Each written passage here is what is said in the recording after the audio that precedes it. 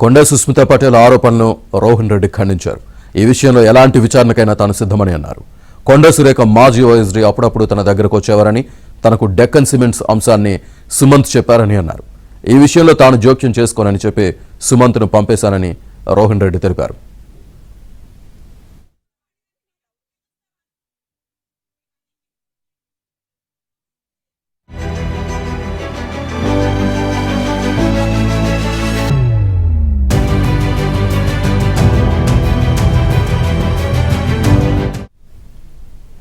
మంత్రి కొండా సురేఖ ఓఎస్డీ సుమంత్ వ్యవహారం గురించి తనకేమీ తెలియదని కొండా మురళి అన్నారు.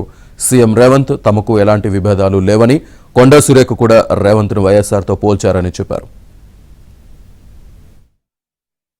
అంటే కూడా నాకు బాగా ప్రేమ, ఆయన ముఖ్యమంత్రి కావాలని అనుకునే దాంట్లో నేను మొదటి.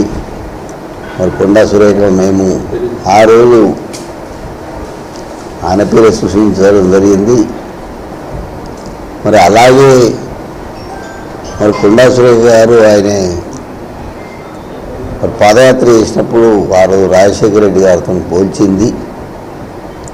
ఎందుకంటే ఈ తెలంగాణకు రాజశేఖర రెడ్డి గారి తర్వాత మరో రాజశేఖర రెడ్డి గారు రేవంత్ అన్న అని, ఆయనకు నాకు మధ్యలో వైరుధ్యాలు లేవు.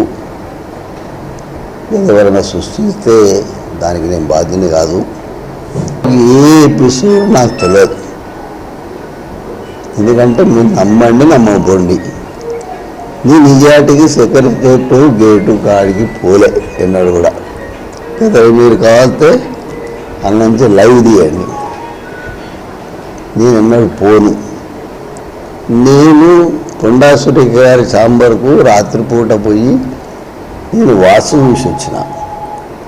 ఈడ కూర్చోండమ్మా,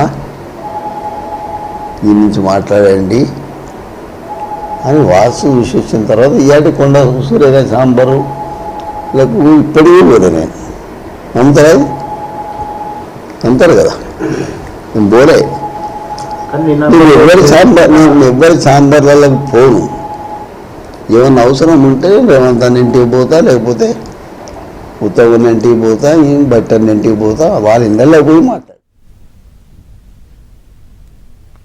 అటు ఇవాళ జరగనున్న కేబినెట్ సమావేశానికి కొండా సురేఖ హాజరుపై ఉత్కంఠ నెలకొంది.